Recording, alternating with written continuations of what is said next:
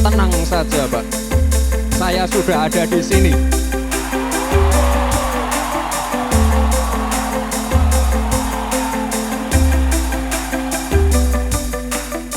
Assalamualaikum warahmatullahi wabarakatuh. Sobat Intren dan pemirsa Intren TV. Pasangan Prabowo Subianto dan Gibran Raka Buming Raka terpilih sebagai Presiden dan Wakil Presiden Republik Indonesia periode 2024 hingga 2029. Berdasarkan hasil quick count atau hitung cepat seluruh lembaga survei, persentase perolehan suara pasangan nomor urut 2 itu lebih dari 50%. Bisa dipastikan pemilihan presiden berlangsung satu putaran.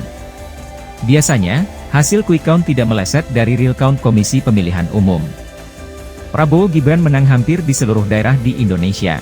Mereka sukses mengalahkan basis partai pengusung pasangan nomor urut 1, Anies Baswedan dan Muhaimin Iskandar.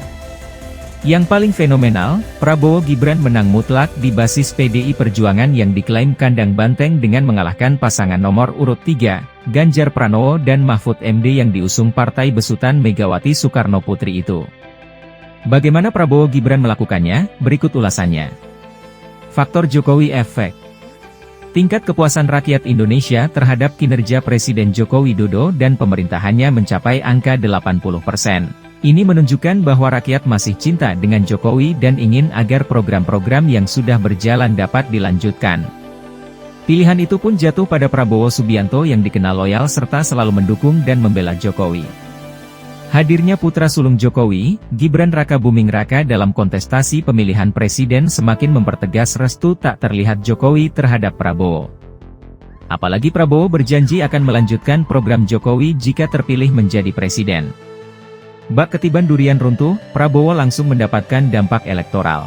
Prabowo langsung mendapatkan dukungan dari pemilih, loyalis, hingga pendukung Jokowi. Dukungan pemilih muda untuk Gibran. Gibran Raka Buming Raka yang menjabat sebagai wali kota Solo menjadi fenomena baru dalam perpolitikan tanah air.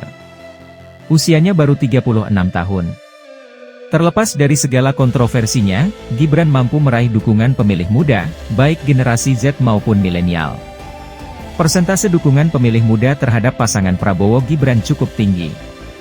Indikatornya adalah tingkat keikutsertaan pemilih muda dalam pemilu. Tak hanya itu, serangan maupun bully terhadap Gibran justru menjadi peluang untuk meraih simpati. Di antaranya julukan Samsul, anak haram konstitusi, hingga belimbing sayur.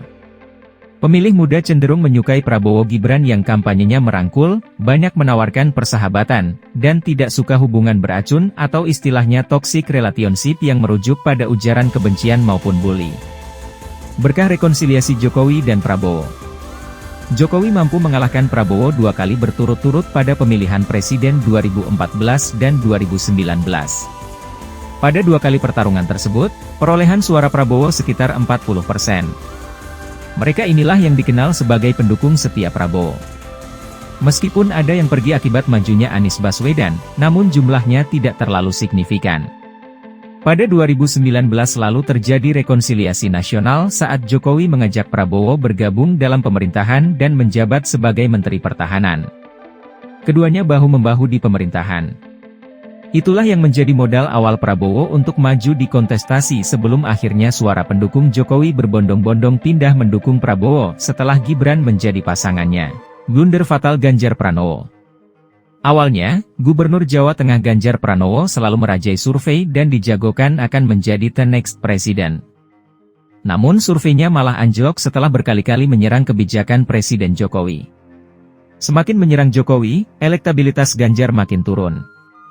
Yang tidak dihitung Ganjar, pendukung Jokowi masih sangat besar, tidak hanya berafiliasi dengan PDI Perjuangan, melainkan juga kalangan wong cilik. Kinerja Ganjar selama 2 periode memimpin Jawa Tengah juga dianggap cacat. Isu Jawa Tengah menjadi provinsi termiskin kedua di Pulau Jawa menjadi titik lemahnya. Belum lagi sebutan petugas partai yang disematkan oleh Megawati Soekarno Putri yang kontraproduktif. Di saat bersamaan, Gibran yang sukses memimpin kota Solo justru meraih simpati masyarakat Jawa Tengah. Seringnya Jokowi mengunjungi Jawa Tengah juga memberi efek psikologis terhadap Ganjar. Perpecahan PDI Perjuangan.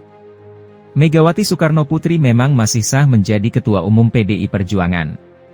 Tapi yang perlu digarisbawahi, Jokowi adalah sosok yang berperan besar membawa PDI Perjuangan memenangkan 2 kali secara berturut-turut. Narasi petinggi PDI Perjuangan yang menyudutkan Jokowi dan keluarganya menimbulkan gejolak di internal partai. Banyak pengurus, kader, dan simpatisan PDI Perjuangan justru berbalik mendukung Prabowo Gibran. Di titik ini, ada juga yang menjadi pemilih ganda, tetap memilih PDI Perjuangan saat pemilihan legislatif, namun memilih Prabowo Gibran sebagai calon presiden dan wakil presiden. Fenomena ini terlihat dari perolehan suara PDI Perjuangan yang justru lebih besar daripada Ganjar Pranowo. Serangan Anies Baswedan ke Prabowo. Semua tahu jika Anies Baswedan bisa menjadi gubernur Jakarta karena dukungan Prabowo Subianto. Prabowo diketahui tidak hanya memberikan Partai Gerindra untuk memuluskan jalan Anies, melainkan juga mendukung secara finansial. Yang dianggap mengecewakan, dalam setiap kesempatan Anies yang kerap mengampanyekan soal etika justru dianggap menjatuhkan Prabowo melalui narasi-narasinya. Isu bahwa Anies tidak tahu balas budi atau mengkhianati Prabowo menjadi efek kejut. Sentimen terhadap Anies pun semakin meningkat. Pendukung Prabowo yang sebelumnya mendukung Anies, justru kembali mendukung Prabowo. Indikatornya adalah kemenangan Prabowo di basis Anies. Sobat Intren dan pemirsa Intren TV. Tonton terus video-video menarik lainnya hanya di Intren TV. Jangan lupa komen, like, subscribe, and share Intren TV. Wassalamualaikum warahmatullahi wabarakatuh.